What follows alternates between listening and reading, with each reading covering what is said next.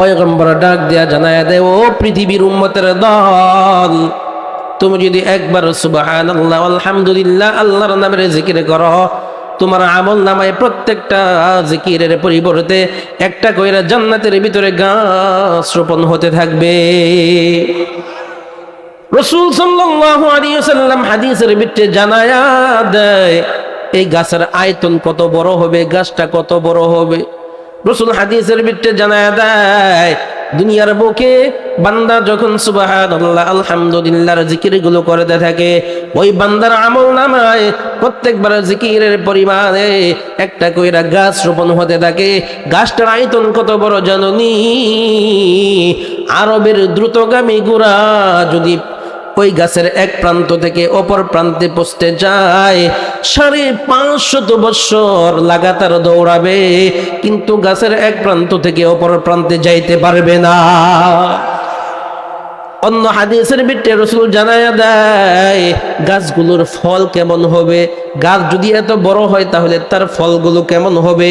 ও আল্লাহর গোলাম, ও নবীর উম্মতের দল, শুধু তো দুনিয়ার পিছনে দৌড়াইলা, আমার আল্লাহকে ভুলিয়া, আমার নবীকে ভুলিয়া, আমার আল্লাহ তাআলার বিধানগুলো ভুলিয়া দুনিয়ার দিকে দৌড়াইলা। ও আল্লাহর গোলাম, দুনিয়ার দিকে দৌড়াইলে চলবে না।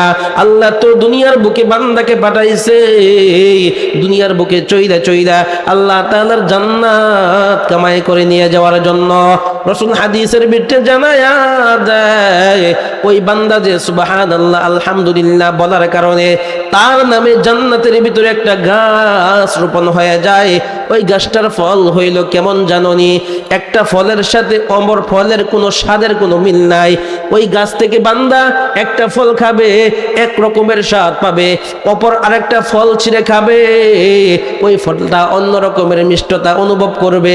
এক ফলের সাথে অন্য ফলের মিষ্টতার কোনো মিল থাকবে না।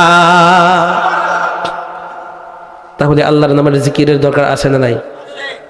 আছে না নাই? আল্লাহর নামের জিকির করলে কি হয়? ঈমান বেড়ে যায়। কি বেড়ে যায়? আল্লাহ সুবহানাহু ওয়া তাআলা কুরআনুল কারীমের ভিতরে এই কথাটাই বলে দেন, ইন্নামাল মুমিনুনা আল্লাযীনা ইযা যুকিরাল্লাহ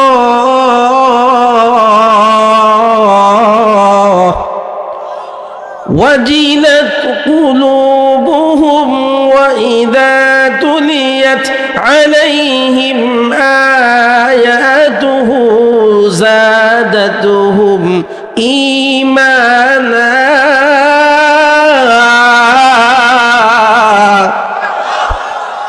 আল্লাহ সুবহানাহু ওয়া তাআলা কুরআনুল কারীমের ভিতরে জানায়া দেয়, ও আমার বান্দারা রে, শুনে নাও, শুনে নাও, যখন কোনো মুমিন বান্দার সামনে আমার কুরআনুল কারীমের তেলাওয়াত করা হয়, কুরআনের তাফসীরের আলোচনা করা হয়, তখন ওই মুমিন বান্দার ভিতরে ঈমান জাগ্রত হয়ে যায়, ঈমান বেড়ে যায়। সুবহানাল্লাহ।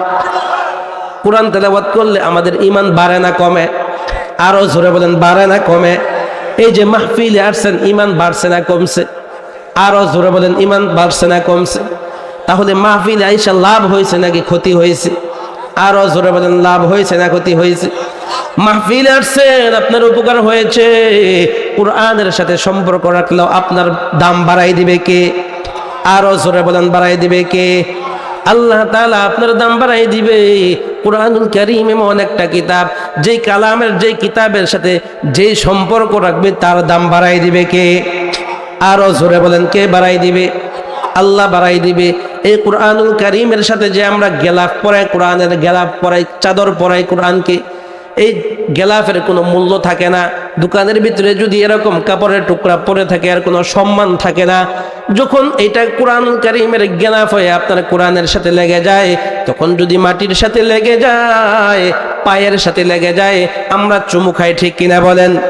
আরো জোরে বলেন, ঠিক কিনা?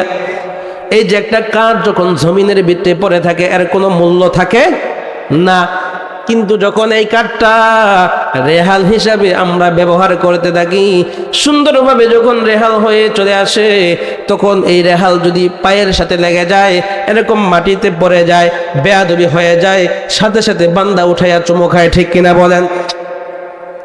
ঠিক তদ্রূপ বান্দা যদি কুরআনুল কারীমের সাথে সম্পর্ক রাখতে পারে আল্লাহ তাআলাও তার দাম বাড়ায় দিবেন। চিৎকার দিয়ে বলেন আল্লাহু আকবার।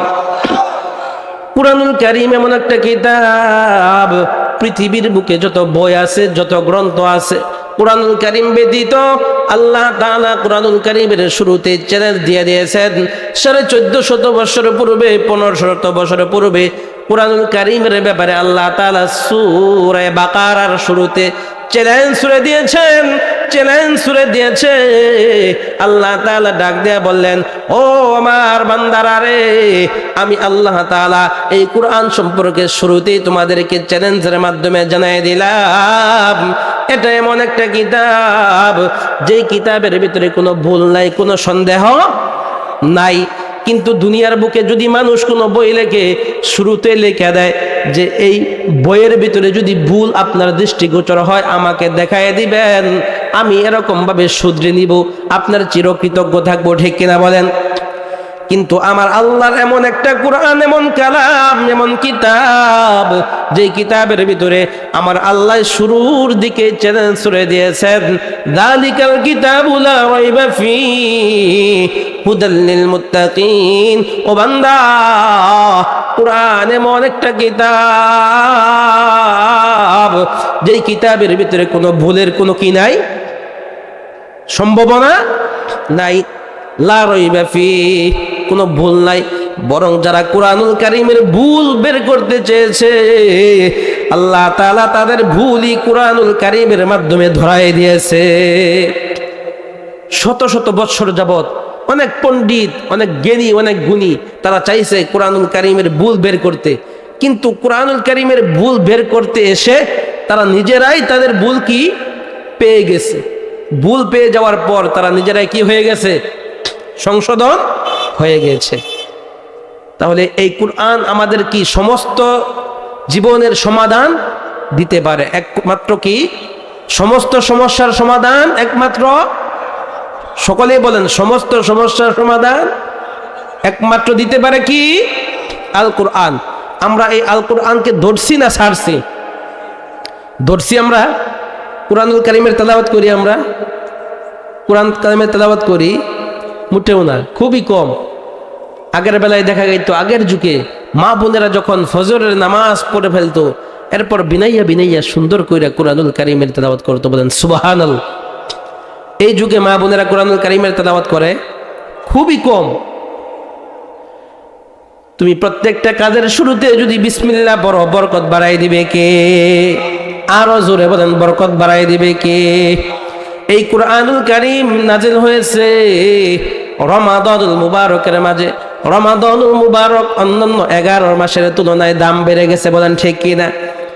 এই কুরআনুল কারীম আমাদের মুহাম্মদুর রাসূলুল্লাহ সাল্লাল্লাহু আলাইহি ওয়াসাল্লামের উপর অবতীর্ণ হয়েছে, নাজিল হয়েছে। এই কারণে অন্য যতগুলো কারণ পাওয়া যায় আমাদের নবীজির মর্যাদার, তার মধ্যে থেকে 1 নাম্বার অন্যতম কারণ হইল কুরআন। ঠিক কিনা? তাহলে কোরআনের সাথে সম্পর্ক রাখবেন তো ইনশাআল্লাহ? রাখবেন তো ইনশাআল্লাহ? কে কে রাখবেন দেখি? আল্লাহ সকলকে কুরআনুল কারীমের সাথে সম্পর্ক রাখার তৌফিক দান করুন। সকলে বলেন আমিন। এখন কুরআনুল কারীম আপনি পড়তে পারেন না, একটা ছেলেকে কুরআনুল কারীমের হাফেজ বানাই দেন। বাবা, দুনিয়ার জন্য কত কিছু করলেন। এই যে আমরা মাদ্রাসার জন্য যখন ছাত্র চাইতে যাই, বাবা একটা ছাত্র মাদ্রাসায় ভর্তি করেন, তখন বলে হুজুর মাদ্রাসায় পড়াইলে খাবে কি? বলেন নাউজুবিল্লাহ। আরো জোরে বলেন নাউজুবিল্লাহ। এই বেটার ইমান আছে না গেছে? ইমান আছে না গেছে? রিজিকের মালিক কে? আরো জোরে বলেন, রিজিকের মালিক কে? হায়াতের মালিক কে? মৌতের মালিক কে? সবকিছুর মালিক কে? সবকিছু পারেন কে? বাচ্চা দেওয়ার মালিক কে? না দেওয়ার মালিক কে? সবকিছুর মালিক আল্লাহ। قُلِ اللَّهُمَّ مَالِكَ الْمُلْكِ تُؤْتِي الْمُلْكَ مَنْ تَشَاءُ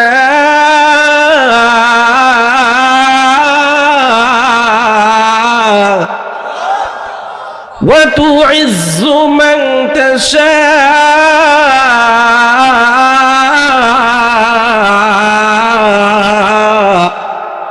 وَتُذِلُّ مَنْ تَشَاءُ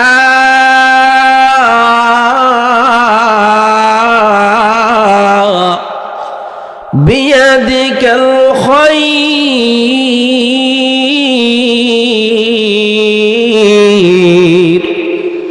ইন্নাকা আলা কুল্লি শাইইন কাদির।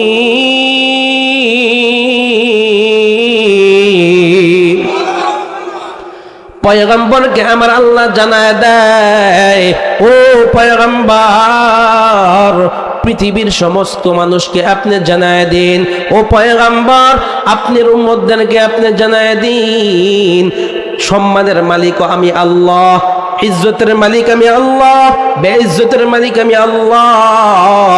কাউকে চাইলে আমি আল্লাহ বাদশাহী দান করি, কাউকে চাইলে আমি আল্লাহ এরকম ভাবে গরিবানা অবস্থায় রাখি, কাউকে চাইলে আমি আল্লাহ তাআলা ধন ও ভান্ডার দান করি, কাউকে চাইলে আমি এরকম গরিব বানায় দেই। ও পয়গম্বর দান করি, কাউকে চাইলে আমি আল্লাহ বেইজ্জতি করি। টাকার ভিতরে কোনো সম্মান নাই, টাকার ভিতরে কোনো মর্যাদা নাই। টাকার ভিতরে যদি সম্মান থাকতো, এরকম ভাবে জর্জ ডব্লিউ বুশ এরকম হাজার হাজার এরকম প্রোটেকশনের মধ্যে দিয়ে জুতার বাড়ি তার কপালে পড়তো না, ঠিক কিনা বলেন? টাকায় যদি সম্মানের মাপকাঠি হইতো, তাহলে বুশ বাড়ি খাইতো, জুতার বাড়ি খাইতো। তাহলে বোঝা গেল কি, টাকা পয়সা সম্মানের কিনা চাবিকাঠি না। সম্মান দেওয়ার মালিক কে? সম্মান দেওয়ার মালিক, বেইজ্জতি করার মালিক, সব কিছুর মালিক কে? আমার আল্লাহ। আমরা কার উম্মত? আখেরি নবীর উম্মত। আমরা কার উম্মত? আখেরি নবীর উম্মত। সকলে বলেন আমাদের নবীকে মুহাম্মদ সাল্লাল্লাহু আলাইহি ওয়াসাল্লাম। আপনাদের সম্মুখে একখানা হাদিস তেলাওয়াত করেছি। হাদিসটার অর্থ হইল, জান্নাত 5 শ্রেণী লোকের জন্য আল্লাহর কাছে দোয়া করতে থাকে, আল্লাহ ওই বান্দাকে তুমি আমার জান্নাতে নিয়ে আসো। বলেন সুবহানাল্লাহ। বলেন তো দেখি, জান্নাত যদি আমার জন্য আপনার জন্য দোয়া করে, আমার আপনার কোনো চিন্তা আছে? আরো জোরে বলেন, চিন্তা আছে? সবাই বলেন না কেন, চিন্তা আছে? উদাহরণ দিলে বুঝতে পারবেন। বাড়ির ভিতরে যদি চাচি আম্মা একটা জিনিসের আবদার করে বসে, জিনিসটার মূল্য যদিও 5 লাখ টাকা 10 লাখ টাকা হয়, আপনার সামর্থ্যের ভিতরে প্রত্যেক দিন যদি ওই জিনিসের কথা আপনি চাচি আম্মা বাড়িতে গেলেই সর্বপ্রথম এই কথা বলে যে এই জিনিস তুমি নিয়ে আসছো, আপনি যদি না নিয়ে যান, 1 দিন 2 দিন 3 দিন প্রত্যেক দিন যদি একই তসবিহ জপে, একই কথা বলে, তাহলে আপনার উপায় থাকবে? আপনি ওই জিনিস না নিয়ে পারবেন? আপনার কোনো নিস্তার নাই। কি নাই? আপনার নিস্তার নাই। ঠিক তদ্রূপ জান্নাত যদি প্রত্যেক দিন আল্লাহর কাছে আমার জন্য আপনার জন্য দোয়া করে, তাহলে আপনার আমার কোনো চিন্তা আছে? আছে কোনো চিন্তা? জান্নাত যদি আমার হয়ে যায়, জান্নাতের মালিক যদি আমি হয়ে যাই, তাহলে আমার মতো বড় লোক পৃথিবীতে কেউ আছে? রাসূল হাদিসের ভিতরে বলেন, তুমি পৃথিবীর সব কিছু পাইলা কিন্তু আল্লাহকে পাইলা না, আল্লাহর জান্নাত পাইলা না, তাহলে তুমি কিছুই পাইলা না। কিন্তু পৃথিবীর কোনো কিছুই তুমি পেলে না, আমার আল্লাহকে পেয়ে গেলে কেমন যেন তুমি কিছু না পেয়েও পৃথিবীর সব কিছু পেয়ে গেলে। বলেন সুবহানাল্লাহ। তাহলে আমাদেরকে আল্লাহর পাওয়ার প্রয়োজন আছে না নাই? জান্নাত পাওয়ার প্রয়োজন আছে না নাই? জান্নাত এটা কি জিনিস? মা আইনুন রাআত ওয়ালা উযনুন সামিআত ওয়ালা খাতারা আলা কলবি বাশার। জান্নাত এমন একটা জিনিস যে চক্ষু কখনো এই জান্নাতের নিয়ামত দেখে নাই, যে কান কখনো এই জান্নাতের কথা শোনে নাই, এবং অন্তর কখনো এই জান্নাতের কথা পরিকল্পনা করতে পারে নাই। আমরা মানুষ ছোট, আমাদের পরিকল্পনা ছোট। আল্লাহ তাআলা জান্নাতের ভিতরে সর্বশেষ যে বান্দাকে দান করবেন, 10 দুনিয়ার সমপরিমাণ জান্নাত ওই বান্দাকে আল্লাহ দান করবেন। সুবহানাল্লাহ। আমরা কল্পনা করি কেমনে সম্ভব? এই দুনিয়া এটা এত বড় দুনিয়া, যাকে সর্বনিম্ন জান্নাত দিবেন তাকেই যদি 10 দুনিয়া পরিমাণ জান্নাত দেয়, তাহলে এটা আমাদের কল্পনায় ধরে কল্পনায় আমাদের মেমোরি ধরে? আমাদের মেধা ছোট, আমাদের মেধা কি ছোট, অল্প, আমাদের জ্ঞান ধরে না। এই জন্য জান্নাত যদি আমার জন্য আপনার জন্য দোয়া করে, আমার আপনার কোনো চিন্তা আছে? চিৎকার দিয়ে বলেন, কোনো চিন্তা আছে? আমাদেরকে জানতে হবে কোন শ্রেণীর লোকের জন্য জান্নাত দোয়া করে, ঠিক কিনা বলেন? এটা একটা ক্লাস। এটা কি একটা ক্লাস? আপনাদের এখন মাদ্রাসায় ভর্তি হওয়ার সময় আছে, মাদ্রাসায় ভর্তি হতে পারবেন? যদি বলা হয় 3 দিনের তাবলিগে যান, তাই তো যাইতে পারেন না, ঠিক কিনা? কত ধরনের অজুহাত, কত কাজ, কত কিছু। তাহলে এখান থেকে যদি 1-2টা কথা শুনে আপনি আমল করতে পারেন, হতে পারে এটাই আপনার জন্য নাজাতের জরিয়া হবে। বলেন সুবহানাল্লাহ। 1 নাম্বার ওই ব্যক্তির জন্য জান্নাত দোয়া করে তালিল কোরআন, যে সদা সর্বদাই আল্লাহর কোরআনের তেলাওয়াত করে। বলেন সুবহানাল্লাহ। 1 নাম্বার কি? কোরআন তেলাওয়াতকারী। সকলে বলেন 1 নাম্বার, আরো জোরে 1 নাম্বার। 2 নাম্বার হইল হাফিজুল লিসান, যেই বান্দা জবানের হেফাজত করে, জান্নাত ওই বান্দার জন্য আল্লাহর কাছে দোয়া করে। বলেন সুবহানাল্লাহ। রাসূল হাদিসের ভিতরে বলেন, যদি তুমি 2টা জিনিসের দায়িত্ব নিতে পারো, তোমার জান্নাতে যাওয়ার ব্যবস্থা আমি আল্লাহ রাসূল করে দেব। বলেন সুবহানাল্লাহ। রাসূল বলেন, মাইয়াজমান লি মা বাইনা লিহইহি ওয়া মা বাইনা রিজলাইহি আজমান লাহুল জান্নাহ। ও আমার উম্মত, যে বান্দাটা নিজের জবান এবং 2 রানের মাঝখানের লজ্জাস্থানের হেফাজতের দায়িত্ব তুমি নিতে পারবা, তোমার জান্নাতে যাওয়ার জামিনদার আমি রাসূল হয়ে যাব। বলেন সুবহানাল্লাহ। কয়টা জিনিসের হেফাজত করতে হবে আমাদেরকে? সবাই বলেন কয়টা? 1 নাম্বার জবান, 1 নাম্বার। 2 নাম্বার লজ্জাস্থানের হেফাজত, 2 নাম্বার লজ্জাস্থানের হেফাজত। আমাদের জবানের হেফাজত থাকে। সকালবেলায় আমার 2টা ছেলে বিদেশ থাকে, ওই বাবা যে কি চাষস্থলে আড্ডা দেয়, এমনভাবে আড্ডা দেওয়া শুরু করে, এরকম রাত 10টা বেজে যায়, চা আর পানের উপরেই থাকে। কথা যে চাচায় ছাড়ছে, কোন দিকে যাচ্ছে, এই কথার মাধ্যমে আমার জান্নাত কামাই হচ্ছে না জাহান্নাম কামাই হচ্ছে, এর কোনো কি নাই, চিন্তা। আপনাদের মাঝে মনে হয় না এরকম আছে? আপনাদের সমাজে থাকার তো কথা না, মনে হয় আছে। তাহলে জবানের হেফাজতের দরকার আছে না নাই? জোরে বলেন, দরকার আছে না নাই? আজকের এই মাঠ থেকে যদি আপনি একটা আমল করে যেতে পারেন, একটা আমল যদি করেন এই মাঠ থেকে, আমি মনে করি এই মাঠের যত কাজকর্ম আছে, যত খরচ, যত শ্রম, যত ঘাম, আমি মনে করব সার্থক। ঠিক কিনা বলেন? আর শুনলেন সারা রাত, 3 দিন শুনলেন, কিন্তু একটা আমলও করলেন না, লাভ আছে? জোরে বলেন, লাভ আছে? তাহলে জবানের হেফাজত করবেন তো? করবেন তো? লজ্জাস্থানের হেফাজত করবেন তো? বলতেছিলাম 5 শ্রেণী লোকের জন্য জান্নাত কি করে, মনে আসেনি? সবার মনে আছে? 1 নাম্বার কি? কোরআন তেলাওয়াতকারী, 1 নাম্বার। 2 নাম্বার জবানের হেফাজতকারী, 2 নাম্বার। 3 নাম্বার ওয়া মুতঈমিল জিআন, যার খাবার নেই, যে ক্ষুধার্ত, তাকে খাবার যে ব্যক্তি দিবে, জান্নাত তার জন্য কি করবে? আরো জোরে বলেন, জান্নাত তার জন্য দোয়া করবে। 4 নাম্বার ওয়া মুকসিল উরিয়ান, যেই ব্যক্তি বিবস্ত্রকে বস্ত্র দান করবে, তার জন্য জান্নাত আল্লাহর কাছে, সকলে বলেন না কে? 5 নাম্বার ওয়ামান সাল্লা আলা হাবিবির রহমান, যেই বান্দা রসুলের শানে প্রত্যেক দিন দরুদ শরীফের আমল করবে, তদ্রুপ জান্নাত তার জন্য আল্লাহর কাছে মাগফিরাতের দোয়া করবে। বলেন সুবহানাল্লাহ। তাহলে 1 নাম্বার জান্নাত কার জন্য দোয়া করে? যে ব্যক্তি কোরআন কারিমের তেলাওয়াত করে। সকলে বলেন 1 নাম্বার কোরআন তেলাওয়াতকারী, 1 নাম্বার। 2 নাম্বার জবানের হেফাজতকারী, 2 নাম্বার। 3 নাম্বার ক্ষুধার্তকে খাবার দানকারী, 4 নাম্বার বিবস্ত্রকে বস্ত্র দানকারী, 5 নাম্বার রসুলের শানে দরুদ প্রেরণকারী। তাহলে এই 5টা আমল করবেন তো ইনশাআল্লাহ? করবেন তো ইনশাআল্লাহ? এই প্রত্যেকটা যদি আলোচনা করতে যাই, রাতকে রাত শেষ হয়ে যাবে, কিন্তু আলোচনা শেষ হবে না। কোরআন তেলাওয়াত যদি বাবা দুনিয়ার বুকে আপনি করতে পারেন, রাসূল হাদিসের ভিতরে জানায় দেয়, যে বান্দা দুনিয়ার বুকে 100 আয়াতের হাফেজ হবে, আল্লাহ তাআলা কাল কিয়ামতের দিন ওই বান্দাকে ডাক দিয়া বলবেন, ইকাদু লিসাহিবিল কুরআন ইকরা ওয়ারতাকি ওয়ারাতিল কামা কুনতা তুরাতিলু ফিদ দুনিয়া فإن منزلك عند آخر آية تقرأها। আল্লাহ তাআলা কাল কিয়ামতের দিন বিভীষিকাময় মহা ময়দানে, যেই দিনে কেউ কারো কোনো কাজে আসবে না, সন্তান বাবার কোনো কাজে আসবে না, বাবা সন্তানের কোনো কাজে আসবে না, এত আদরের স্ত্রী স্বামীর কোনো কাজে আসবে না।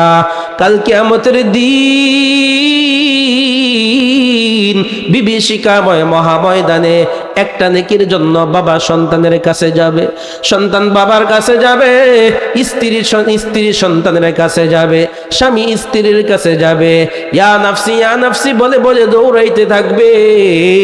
স্বামী ডাক দিয়ে বলবে, ও আমার প্রিয়তম স্ত্রী, একটা নেকি দাও, একটা নেকি হইলে আমি আজকে জান্নাতে যাইতে পারবো। সন্তানকে ডাক দিয়া বাবাই বলবে, ও সন্তান আমার, দুনিয়ার বুকে তোমার জন্য কত কষ্টই না আমি বাবা করতাম। মাথার গাম পায়ে ফেলাইয়া হালালকে হালাল মনে না করিয়া, হারামকে হারাম মনে না করিয়া তোমার জন্য কত কষ্টই না আমি করতাম। ও সন্তান আমার, একটা নেকির কারণে আমি জান্নাতে যাইতে পারতেছি না, আটকে গেছি। ও বাবা গো, ও আদরের সন্তান আমার, একটা নেকি দিয়া তুমি আমাকে সাহায্য করো। সন্তান ডাক দেয়া বলবে, কে তুমি? দুনিয়ার বুকে তো আমার কোনো বাবাই ছিল না। স্ত্রীর কাছে যাবে, ও আমার আদরের স্ত্রী রে, তোমার কাছে আমি একটা নেকির আবদার করতেছি, তোমার জন্য কত কষ্ট না আমি করতাম, তোমাকে ছাড়া একটা রাত্র আমি বাহিরে ঘুমাইতাম না। ও আদরের স্ত্রী গো, একটা নেকির কারণে আমি আজকে আটকে গেছি, একটা নেকি দিয়ে আমাকে তুমি জান্নাতে পর্যন্ত নিয়ে যাও।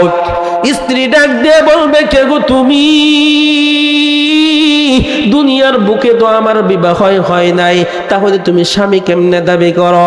ও বাবা গো, এই কথাই আল্লাহ তাআলা কুরআনুল কারীমের ভিতরে জানায় দিয়েছেন, ইয়াউমা ইয়াফিরুল মারউ মিন আখিহি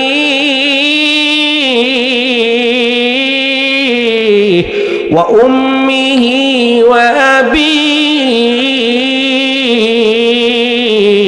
ওয়া সাহিবাতিহি ওয়া বানিহি।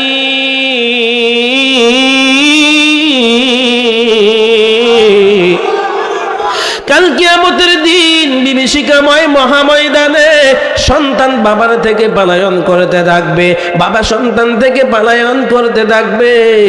এমন এক কঠিন মুহূর্তে আমার আল্লাহ তাআলা, যেই বান্দা দুনিয়ার ভিতরে কুরআনুল কারীমের সাথে সম্পর্ক রাখছে, কুরআনুল কারীমের তেলাওয়াত করেছে, আল্লাহ তাআলা ডাক দেয়া বলবেন, ও আমার গোলাম,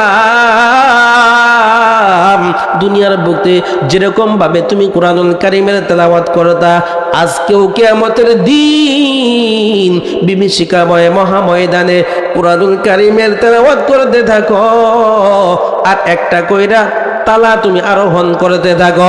বান্দা পড়বে আলহামদুলিল্লাহ রাব্বিল আলামিন, একতলা বিল্ডিং এর মালিক হয়ে যাবে।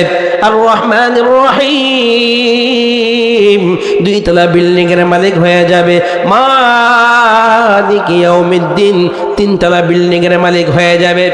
যেই বান্দাটা সূরা ফাতিহার শুরু থেকে নিয়ে সূরা নাস পর্যন্ত পড়বে, আমার রাসূল হাদিসের ভিতরে জানায়া দেয়, ওই বান্দাটা ৬৬৬৬ তলা বিল্ডিং এর মালিক হয়ে যাবে।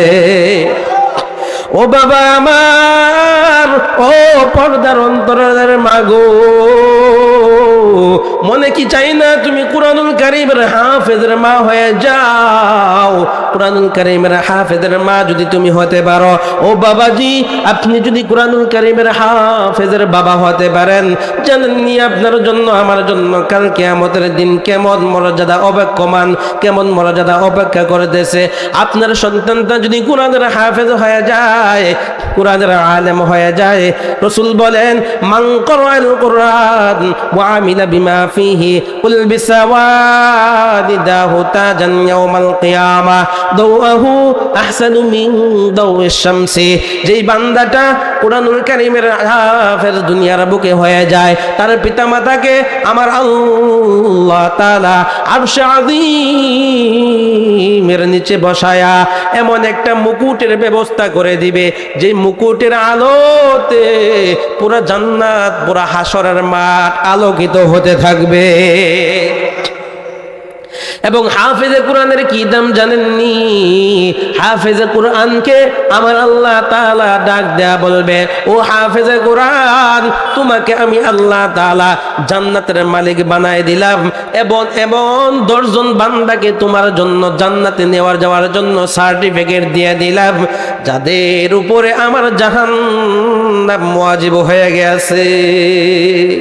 হাফেজ কোরআন জান্নাতের দিকে ছুটবে, দেখতে পারবে তার বাবা জাহান্নামের দরজায় দাঁড়িয়ে আছে, তার দাদা জাহান্নামের দরজায় দাঁড়িয়ে আছে, তার চাচা জাহান্নামের দরজায় দাঁড়িয়ে আছে। এমন করতে করতে 10 কোটা শেষ হয়ে গিয়েছে, এরপরও জাহান্নামী বান্দা এখনো অবশিষ্ট আছে। আমার আল্লাহর কাছে হাফেজ কোরআন, কোরআনের আলেম, কোরআনের হাফেজ ডাক দিয়া বলবেন, মালিক আমার তো 10 কোটা শেষ হয়ে গিয়েছে, কিন্তু এখনো আমার বাবা জাহান্নামী, আমার দাদা এখনো জাহান্নামের ভিতরে রয়ে গেছে। ও আল্লাহ, আমার দাদাকে ছাড়া আমি জান্নাতে যাব না, আমার নানাকে ছাড়া আমি জান্নাতে যাব না, আমার জায়গিরকে ছাড়া আমি জান্নাতে যাব না, আমার ফুফুকে ছাড়া আমি জান্নাতে যাব না। আমার আল্লাহ ডাক দিয়া বলবে, ও হাফেজে কোরআন যা যা, ও কোরআনের আলেম যা যা যা, আমি আল্লাহ তাআলা তোর যে কয়জন মনে চায় তাদেরকে নিয়ে আমার জান্নাতে চলে যা। এই জন্য বাবা কুরআনুল কারীম তেলাওয়াত করার দরকার আছে না নাই? সন্তানকে হাফেজ বানানোর প্রয়োজন আছে না নাই? এই জন্য একটা সন্তানকে কোরআনের হাফেজ বানাও। তুমি মৃত্যুবরণ করার পরেও যেন তোমার সন্তানটা তোমার লাশ সামনে নিয়ে তোমার জানাজা নামাজ পড়াইতে পারে। তুমি মারা যাওয়ার পর তোমার সন্তানটা যেন রব্বির হামহুমা কামা রব্বায়ানি সগীরা, তোমার সন্তানটা যেন তোমার জন্য দোয়া করতে পারে। এই কাজ করে যাওয়ার দরকার আছে না নাই? আরো জোরে বলেন, দরকার আছে না নাই? এখন বলবেন, হুজুর আমার বয়স হয়ে গিয়েছে, আমি কোরআনুল কারীমের তেলাওয়াত করতে পারি না, আমার বয়স হয়ে গিয়েছে, আমি কোরআন পড়তে পারি না। ও বাবাজি, আপনাদের জন্য একটা ঘটনা শোনাবনি। এই কোরআনের সাথে সম্পর্ক রাখলেও কি পরিমাণ সওয়াব পাওয়া যায়, কি পরিমাণ বদলা পাওয়া যায়। ইমাম গাজালি রাহমাতুল্লাহি আলাইহি তার কিতাবের ভিতরে উল্লেখ করেন, ইমাম গাজালি রাত্রি বেলায় গভীর ঘুমে আচ্ছন্ন আছে, হঠাৎ করে কে যেন স্বপ্ন যুগে জানায়া দেয়, ও গাজালি রে, তোমার পার্শ্ববর্তী এলাকার ভিতরে এক আল্লাহর বান্দা মারা গিয়েছে, আগামীকালকে ফজরের নামাজ পড়ার পর তুমি তার কাছে যাইবা, তাকে সুন্দর কইরা গোসল করাবা, গোসল করানোর পর কাফন দাফন করিয়া সুন্দর করিয়া তার জানাজার নামাজ তুমি পড়াইয়া দিবা, জানাজার নামাজ পড়াইয়া তাকে কবরস্থ করিয়া এরপর তুমি চলে আসবা। ইমাম গাজালি স্বপ্ন যুগে যে স্বপ্ন দেখেছে, ফজরের নামাজ পড়িয়া হাঁটি হাঁটি পা পা করে পার্শ্ববর্তী এলাকার ভিতরে চলে গেছে। যাওয়ার পর দেখতে পায় এক আল্লাহর বান্দা ইন্তেকাল করেছে। ইমাম গাজালি এলাকার মানুষের কাছে তার স্বপ্নের কথা বলে দিলেন। ইমাম গাজালি ডাক দিয়া বলেন, আমাকে স্বপ্নে দেখানো হয়েছে, এই দুঃখের জানাজা কাফন দাফন সব কিছু আমাকে করার জন্য বলা হয়েছে। মানুষ ডাক দেয়া বলেন, আল্লাহর ওলি গো, আপনি যান, এর জানাজা কাফন দাফন আপনি নিজে সব কিছু করে দেন। ইমাম গাজালি সুন্দর করিয়া তাকে গোসল করায়া কাফনের কাফর পরায়া সুন্দর করে জানাজার নামাজ পড়ায়া এরপর যখন কবরের ভিতরে নেমে গেছে, কবরের ভিতরে যখন কবরস্থ করবে, হঠাৎ করে কবর থেকে জান্নাতের সুঘ্রাণ শুরু হয়ে গিয়েছে। ইমাম গাজালি আশ্চর্যান্বিত হয়ে গেছে, আমি তো পৃথিবীর বুকে কতবার আমি কবরের ভিতরে নেমে গেলাম, কিন্তু কখনো তো কবরের ভিতরে থেকে আমি সুঘ্রাণ পাইলাম না। কি ব্যাপার? ডানে তাকায় কোত্থেকে সুঘ্রাণ আসে? আতরের ডিব্বা রাখা আসেনি? না না না, কোনো আতরের ডিব্বা রাখা নাই। বামে তাকায়, সামনে তাকায়, পিছনের দিকে তাকায়, কোনো জায়গায় কোনো পারফিউম রাখা নাই, কোনো আতরের ডিব্বা রাখা নাই। ইমাম গাজালি আশ্চর্যান্বিত হয়ে গেলেন, বুঝতে পারলেন এটা দুনিয়াবি কোনো আতরের গ্রান নয়, এটা হইল জান্নাতের গ্রান। ইমাম গাজালি ওই লোকটাতে কবরের ভিতরে রাখার পর যখন মাটি দেওয়া শেষ হয়ে গিয়েছে, ইমাম গাজালি মানুষের কাছে জিজ্ঞাসা করতেছে, ও এলাকার মানুষ, আমি এই লোকের পরিচয় জানতে চাই। এই লোকের কে বেঁচে আছে, তার পরিবারের ভিতরে কে বেঁচে আছে আমি জানতে চাই। এলাকার মানুষ ডাক দিয়া বলেন, আল্লাহর ওলি, এই লোকের স্ত্রী বেঁচে আছে। ইমাম গাজালি ডাক দেয়া বলেন, তার কাছে আমাকে নিয়ে চলো। এলাকার লোকজন যখন ইমাম গাজালিকে মৃত ব্যক্তির স্ত্রীর কাছে নিয়ে গেল, ইমাম গাজালি ওই মহিলাকে ডাক দেয়া বলেন, হে বোন, জলদি করে বলো, জলদি করে বলো, তোমার স্বামী কি আমল করতো যে আমলের কারণে আমার আল্লাহ তাআলা তোমার স্বামীর কবরের ভিতরে জান্নাতের সুঘ্রাণ দিয়ে দিয়েছে। মৃত লোকের স্ত্রী ডাক দেয়া বললেন, আল্লাহর ওলি,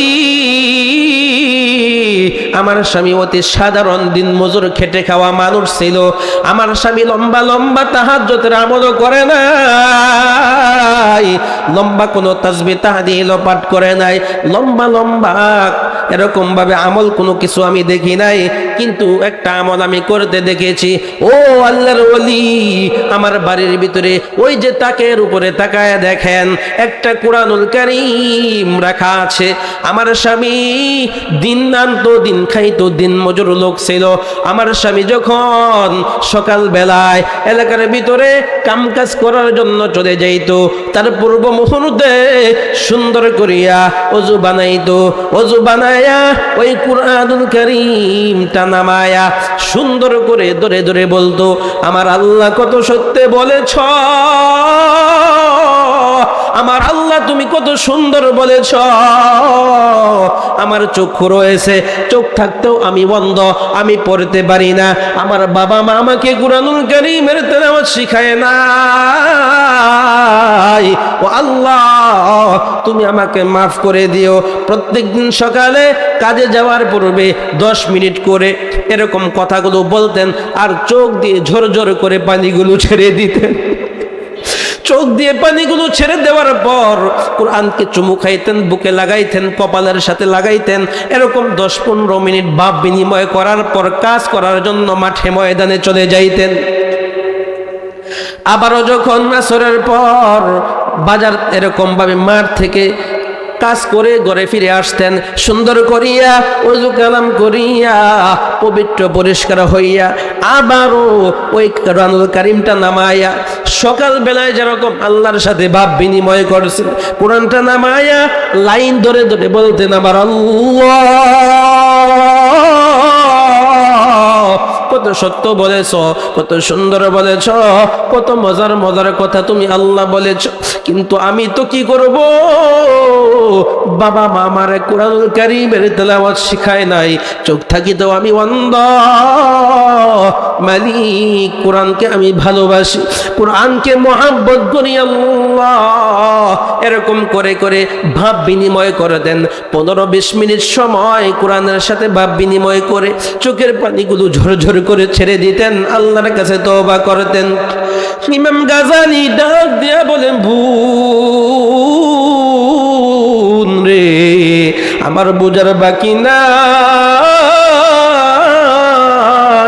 এই কুরআনুল কারীমের সাথে মুহাব্বত রাখার কারণে, ভালোবাসা করার কারণে, ভাব বিনিময় করার কারণে আমার আল্লাহ তাআলা তোমার স্বামীর কবরের ভিতরে জান্নাতুল ফেরদাউসের সুঘ্রাণ দিয়া সুঘ্রাণময় করে দিয়েছে। ইকালামে জিন্দা কুরআনে হাকিম হিকমতে লা ইয়াজাল সুতু কদিম জামিউল ইলম ফিল কুরআনে হাকিম তাকাসুর আনহু আফহামুর রিজালিন বাখা কুরআন কালামুল্লাহ বশানু কদিমাসতি নাইনু।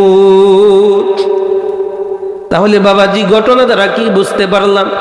আজ থেকে 1450-1500 বছর পূর্বে আমার যে আল্লাহ কুরআনকে ভালোবাসার কারণে, কুরআনকে মহাব্বত করার কারণে কবরের ভিতরে জান্নাতের সুঘ্রাণ দ্বারা সুঘ্রাণময় করে দিয়েছেন, ওই আল্লাহ এখনো আছে না নাই? আরো জোরে বলেন, আছে না নাই? কিন্তু কুরআনুল কারীমকে আমরা এই পরিমাণ ভালোবাসতে পারি না, মহাব্বত করতে পারি না। ব্যক্তি জীবনে শান্তি নাই, পারিবারিক জীবনে শান্তি নাই, রাষ্ট্রীয় জীবনে শান্তি নাই। শান্তি কেমনে থাকবে? আমরা তো কুরআনুল কারীম থেকে দূর থেকে বহু দূর চলে গিয়েছি, ঠিক কিনা বলেন?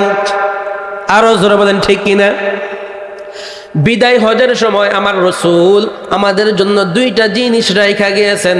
রসুল ভাষণের মাধ্যমে জানায় দেয়, তারাকতু ফীকুম আমরাইন, ও আমার গুনাহগার উম্মতের দল, তোমাদের জন্য আমি রসুল দুইটা জিনিস রাইখা গেলাম। কয়টা জিনিস? আওয়াজ করে বলেন, কয়টা জিনিস? আরো জোরে, কয়টা জিনিস? এই দুইটা জিনিস যদি তোমরা আঁকড়িয়ে ধরতে পারো, দুইটা জিনিসকে যদি তোমরা ধারণ করতে পারো গো, কোশ্চিনকালেও তোমরা পথভ্রষ্ট হবা না, তোমরা গুমরা হইবা না, তোমাদের পরিবারের ভিতরে কোনো অশান্তি সৃষ্টি হবে না, তোমাদের ব্যক্তি জীবনে কোনো অশান্তি সৃষ্টি হবে না, রাষ্ট্রীয় জীবনে কোনো অশান্তি সৃষ্টি হবে না। আমার রসুল জানায় দেয়, 1 নাম্বার হইল কিতাব আল্লাহ, 2 নাম্বার ওয়া সুন্নাত রাসূলি, একটা হইল আল কোরআন। জোরে বলেন, 1 নাম্বার কি? আরো জোরে, জোরে হলো না? আমাদের জন্য কয়টা জিনিস রেখে গেছেন? আরো জোরে, কয়টা? জোর হলো না, কয়টা? 1 নাম্বার কোরআন, 1 নাম্বার কি? 2 নাম্বার হইল ওয়া সুন্নাত রাসূলি, 2 নাম্বার আমার নবীজির হাদিস, অর্থাৎ রসুলের সুন্নত। কিয়ামত পর্যন্ত যত সমস্যার সমাধান আমার আল্লাহ কুরআনুল কারীমের ভিতরে দিয়ে গিয়েছেন, ঠিক কিনা বলেন? কিয়ামত পর্যন্ত যত সমস্যা ঘটবে, সমস্ত সমস্যার সমাধান কোথায় আছে? কোথায় আছে? এই জন্য মুসলমান বাবাজি আমার,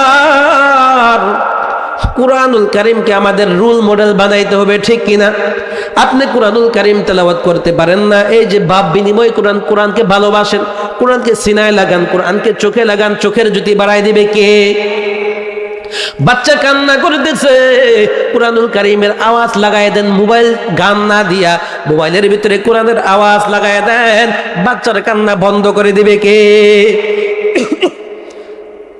আওয়াজ লাগাই দিবেন গান, পরে আস্তে ধীরে বড় হবে, পরে দেখবেন একই বিশাল বড় সন্ত্রাস হয়ে গেছে, মদ খায়, গাঁজা খায়, ইয়াবা সেবন করে, হায় হায় কি জ্বালা সন্তানের দিয়ে, খালি আসে হুজুর পানি ভরা দেন। কি পানি ভরা দেন? বাবা কি পানি ভরা? হুজুর সন্তান কথা শুনে না, ছেলেটা কথা শুনে না, মেয়েটা কথা শুনে না। বাবা আপনি যে ছোট কাল থেকে এরকম যে উচ্ছৃঙ্খল তালিম এগুলা দিয়ে আসছেন, বিজাতিদের শিক্ষা সংস্কৃতি এগুলো শিখিয়ে আসছেন, আপনার সন্তান কেমনে ভালো হবে?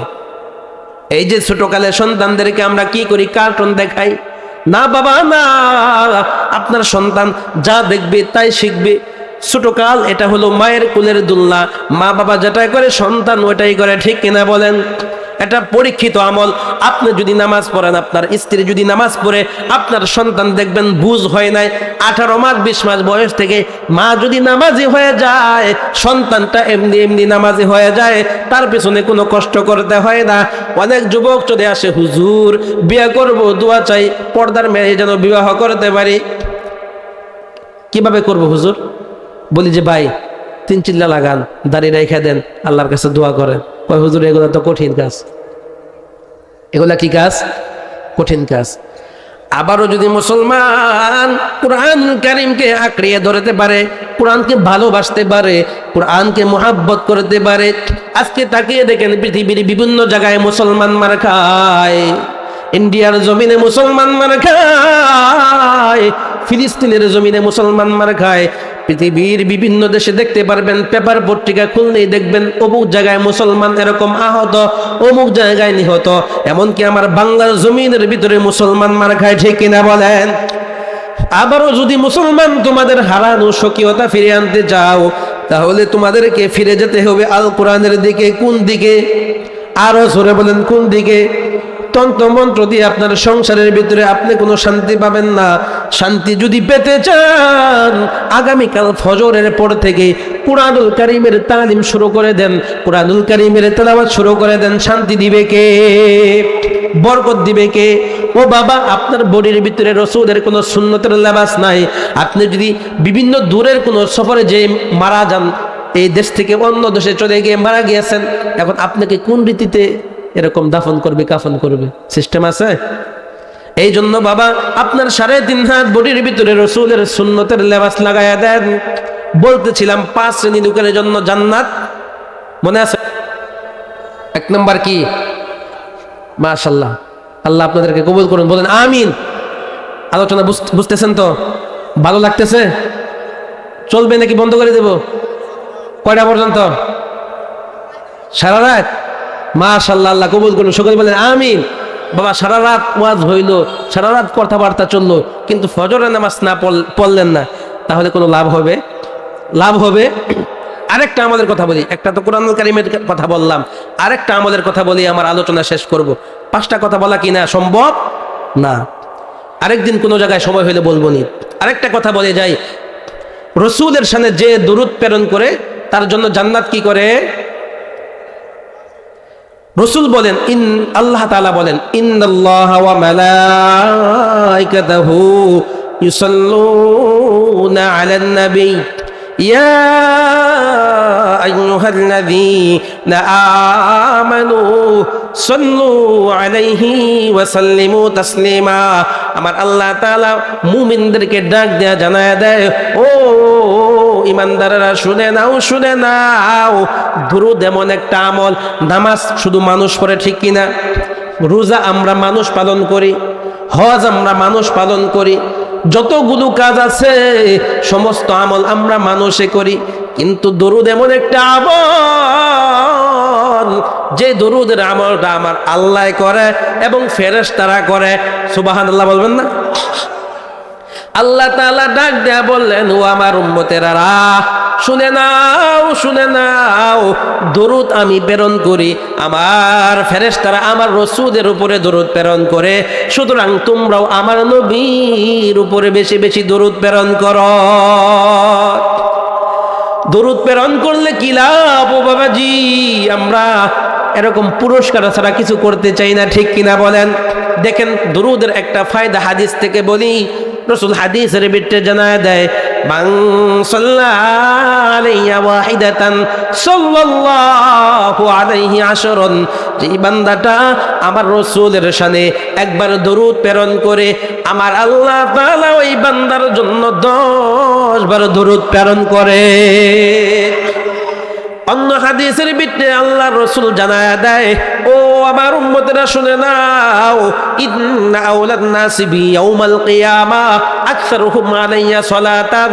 ও বাবাজি, দরুদের 2 নাম্বার ফায়দা হইল, যে বান্দাটা দুনিয়ার বুকে দরুদ প্রেরণ করবে, রাসূল বলেন এরকম 2টা আঙ্গুল সাহাবাদেরকে দেখায় বলেন, ইন্না আওলান নাসি বি ইয়াউমাল কিয়ামা আকসারুহুম আলাইয়া সালাতান। যে বান্দাটা দুনিয়ার বুকে আমার জন্য বেশি বেশি দরুদ পেট করবে, আমার নামে বেশি বেশি দরুদের আমল করবে, আমি রাসূল এবং ওই বান্দা কাল কিয়ামতের দিন একদম পাশাপাশি থাকবো। বলেন সুবহানাল্লাহ। কাল কিয়ামতের দিন বিভীষিকাময় মহাময়দানে আমার রাসূল যদি আমার সাথে হয়ে যায়, আমার কোনো চিন্তা আছে? জোরে বলেন, চিন্তা আছে? একটা উদাহরণ দিলেই বুঝতে পারবেন। দুনিয়ার বুকে যদি মুষলধারে বৃষ্টি শুরু হয়ে যায়, প্রচুর পরিমাণ বৃষ্টি পড়তেছে, এই মুহূর্তে যদি এক লোকের কাছে একটা ছাতা আছে, বিশাল বড় ছাতা, এই লোকের কাছে যে যদি আপনি দাঁড়িয়ে যান, আপনাকে বৃষ্টি স্পর্শ করবে? বৃষ্টি আপনাকে পাবে? ঠিক তদ্রূপ রাসূল বলেন, কাল কিয়ামতের দিন বিভীষিকাময় মহাময়দানে সূর্যটা যখন আধ হাত মাথার উপরে চলে আসবে, মগজগুলি টকবক করে ফাটতে থাকবে, গুনাহগার বান্দার মাথার মগজ টকবক করে ফুটতে থাকবে। দুনিয়ার বুকে আমরা ভাত রান্না করলে যেরকম বলক পাড়তে থাকে, এরকম বলক পাড়তে থাকে, গুনাহগার বান্দার আধ হাত উপরে সূর্য চলে আসবে, তা দিতে থাকবে, গুনাহগারের মগজগুলো টস টস করে ফাটতে থাকবে, গুনাহগার হাউমাউ করে কাঁদতে থাকবে, ইয়া নাফসি ইয়া নাফসি কাঁদতে থাকবে। ওই মুহূর্তে যদি আমার সাথী রসুল হয়ে যায়, আমি রসুলের সাথী হয়ে যাই, আমার আপনার কোনো চিন্তা আসেনি? আরো জোরে বলেন, আসেনি? কোনো চিন্তা আছে? রসুলের ছাতার তলে যদি আমি চলে যাই, আমাকে কিয়ামতের দিন জাহান্নামের আযাব খুঁজে পাবে? সূর্য তা দিতে পারবে? পারবে না। তাহলে রসুলের সামনে বেশি বেশি দরুদ পালন করা দরকার, আছে না নাই? আরো জোরে বলেন, আছে না নাই? একটা ঘটনার দিকে আপনাদেরকে নিয়ে যাও। অল্প সময়ের ভিতরে একজন আল্লাহর ওলি ছিলেন শিবলি নুমানি রহমাতুল্লাহ আলাইহি। শিবলি নুমানি রহমাতুল্লাহ আলাইহি হজ করার জন্য গমন করেছেন। হজ করার পর দেখেন এক যুবক শুধু প্রত্যেকটা হজের কাজের ভিতরে সাল্লাল্লাহু আলাইহি ওয়াসাল্লাম সাল্লাল্লাহু আলাইহি ওয়াসাল্লাম পাঠ করে। শিবলি নুমানি রহমাতুল্লাহ আলাইহি প্রথম দিন তাকায় দেখলেন যুবক শুধু প্রত্যেকটা কাজের শুরুতে দরুদ শরীফ পড়ে। দ্বিতীয় দিনও দেখলেন প্রত্যেকটা কাজের শুরুতে শুধু দরুদ শরীফ পড়ে, দরুদের আমল করে। তৃতীয় দিন একই আমল করে। শিবলি নুমানি যুবককে চতুর্থ দিন ডাক দেয়া বললেন, যুবক,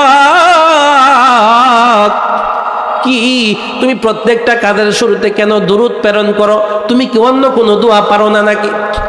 ওই যুবক ডাক দেয়া বলেন, আল্লাহর ওলি, আমি প্রত্যেকটা দোয়া আমি পারি, কিন্তু দরুদের যে ফায়দা এটা আমি দুনিয়ার বুকে পেয়ে গিয়েছি। বলেন সুবহানাল্লাহ। শিবলি নুমানি ডাক দেয়া বলেন, যুবক, দুরুদের কি ফায়দা তুমি পাইছো আমাকে বলো। ওই যুবক ডাক দেয়া বলেন, আল্লাহর ওলি, বিগত কয়েক বছর পূর্বে আমার বাবাকে নিয়ে আমি হজ পালন করতে আসছিলাম। হজ পালন করার পর আমার বাবা বড় অসুস্থ হয়ে পড়লো। অসুস্থ হওয়ার পর আমার যে কাফেলা ছিল, আমরা একসাথে কয়েকজন মিলে হজ করতে আসছিলাম। আমার কাফেলার লোকদেরকে আমি বলে দিয়েছি, তোমরা চলে যাও। আমার বাবার যে পজিশন, যে অবস্থা, এই অবস্থাতে আমার দেশে ফেরা সম্ভব না। আমার বাবা যখন সুস্থ হবে, এরপর বাবাকে নিয়ে আমি দেশে ফিরবো। আমার কাফেলার লোকেরা তার বাসায় চলে গেল।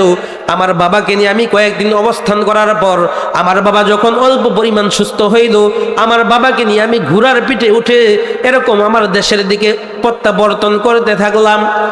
অল্প কিছু দূর যাওয়ার পর দেখতে পাইলাম আমার বাবা আবারও আগের মতো ভীষণ অসুস্থ হয়ে পড়েছে, প্রচন্ড রকমের অসুস্থতা ভোগ করতেছে।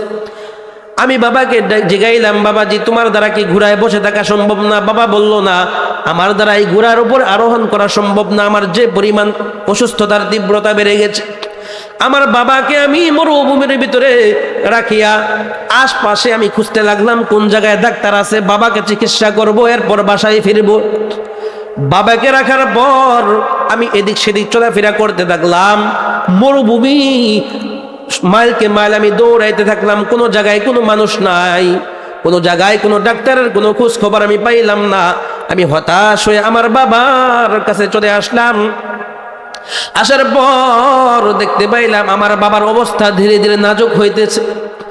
এরপর বাবাকে রাখি আবারও আমি চলে গেলাম। খোঁজাখুঁজি করার পর আমি দেখতে পাইলাম, আয়সা দেখলাম আবার বাবা ইন্তেকাল করেছে। ইন্তেকাল করার পর ওই অবস্থাতে আমি ঘুমিয়ে পড়লাম। ইন্তেকাল করার পর দেখতে পাইলাম আমার বাবার চেহারাটা কুৎসিত হয়ে গেছে, কালা কুৎসিত, তার দিকে তাকানো যায় না। আমি চিন্তিত হয়ে গেলাম, আমার বাবার যে অবস্থা, এই অবস্থাতে কেমনে দাফন কাফন আমি করব, জানাজার নামাজ কাকে নিয়ে পড়ব? আর আমার বাবার চেহারার যে অবস্থা বিকৃত হয়ে গেছে, এটা কি কারণে এরকম অবস্থা হইল? ওই যুবক ডাক দেয়া বলেন, আল্লাহর ওলি, এরকম চিন্তিত হয়ে আমি ঘুমায়ে পড়লাম। ঘুমের ঘরে হঠাৎ করে স্বপ্নে দেখতে পাই এক সাদা ধবধবে জুব্বা পরিহিত এক যুবক, পাগড়ি বাঁধা, এরকম অবস্থায় আমার বাবার কাছে আসিয়া আমার বাবার মুখের উপরে হাত বুলাইয়া দিল। আমার বাবার চেহারা পূর্ণিমার চাঁদের মতো সুন্দর হয়ে গেল। ও আল্লাহর ওলি, স্বপ্নের ভিতরে আমি জিগাইলাম, কে আপনি? আমার এই পরিস্থিতির ভিতরে আপনি এসে আমাকে উপকার করলেন, কেমনে আপনি সংবাদ পাইলেন? আমি তো মাইলকে মাইল খোঁজাখুঁজি করার পর কাউকে আমি পাইলাম না, আপনার কাছে সংবাদ কেমনে গেল? আপনি কি? আপনার পরিচয় আমি জানতে চাই। সাদা দবদবে যুবক, জুব্বা পরিহিত যুবক, পাগড়ি পরিহিত যুবক আমাকে ডাক দেয়া বলল, হে যুবক, শুনে নাও, শুনে নাও, আমি হইলাম আখিরি জামানার পয়গম্বর মুহাম্মদুর রাসূলুল্লাহ সাল্লাল্লাহু আলাইহি ওয়াসাল্লাম। ও পয়গম্বর, আপনার কাছে এই খবর কিরকম ভাবে গেল? কিভাবে আপনি আমার বাবার মৃত্যুবরণের খবর শুনতে পাইলেন? আল্লাহর নবী সাল্লাল্লাহু আলাইহি ওয়াসাল্লাম ডাক দিয়ে বললেন, তোমার বাবা প্রত্যেকদিন সকালে প্রত্যেকদিন সন্ধ্যায় আমার নামের দরুদের আমল করত। ফেরেশতারা সন্ধ্যাবেলায় তোমার বাবার নামের দরুদের আমল আমার কাছে নিয়ে পৌঁছাইতো। প্রত্যেকদিন তোমার বাবার আমল আমার কাছে পৌঁছতো রাত্রিবেলায়। কিন্তু আজকে যখন তোমার বাবার লিস্টিটা আমার কাছে গেছে, দেখি তার নামের পাশে এরকম ভাবে ক্রস চিহ্ন দেওয়া, লাল চিহ্ন দেওয়া। আমি ফেরেশতাদেরকে জিগাইলাম, ও ফেরেশতারা রে, এই লোক তো অনেক বছর যাবত আমার নামের দরুদ প্রেরণ করে, আজকে হঠাৎ করে তার নামের পাশে ক্রস চিহ্ন কেন? ফেরেশতারা আমাকে ডাক দেয়া বলল, ইয়া রাসূলুল্লাহ, ইয়া হাবিবাল্লাহ, নবী গো, এই বান্দাটা তো আজকে ইন্তেকাল করেছে, এই জন্য তারা আমল নামায় আমরা ক্রস চিহ্ন দিয়ে আপনার কাছে এসেছি। এমনকি এই লোকের অবস্থা ভীষণ খারাপ, এই লোকের চেহারা কুৎসিত হয়ে গেছে। ও যুবক, তোমার বাবা প্রত্যেক দিন আমার নামের দরুদ প্রেরণ করিয়া আমি রসুলকে খুশি করেছে। আজকে তোমার বাবার এই পরিস্থিতিতে আমি তার সাহায্য করার জন্য চলে আসছি। বলেন সুবহানাল্লাহ। দেখছেন দরুদ পাঠ করার কি ফজিলত? দরুদ প্রেরণ করার দরকার আছে না নাই? দরুদ প্রেরণ করবেন তো ইনশাআল্লাহ, দরুদ পড়বেন তো ইনশাআল্লাহ। সবচেয়ে ছোট দরুদ এটা শিখাই যায়। সকলে আমার সাথে বলেন, সাল্লাল্লাহু সাল্লাল্লাহু আলান নাবিয়্যিল উম্মিয়্যি, অথবা সাল্লাল্লাহু আলাইহি ওয়াসাল্লাম। সকলে আমার সাথে বলেন, সাল্লাল্লাহু, আরো জোরে, সাল্লাল্লাহু আলাইহি ওয়াসাল্লাম, সাল্লাল্লাহু আলাইহি ওয়াসাল্লাম। কয়টা আমাদের কথা বলছি? দুইটা। কয়টা? দুইটা। আরো জোরে, কয়টা? এই দুইটা আমল করলে জান্নাত আপনার জন্য আমার জন্য কি করবে? আরো জোরে, কি করবে? তাহলে এই দুইটা আমল আমরা করবো তো ইনশাআল্লাহ, করবো তো ইনশাআল্লাহ। এই দুইটা আমল যদি করতে পারি তাহলে আজকের মাহফিল সার্থক। বলেন সুবহানাল্লাহ। আরো জোরে বলেন আল্লাহ।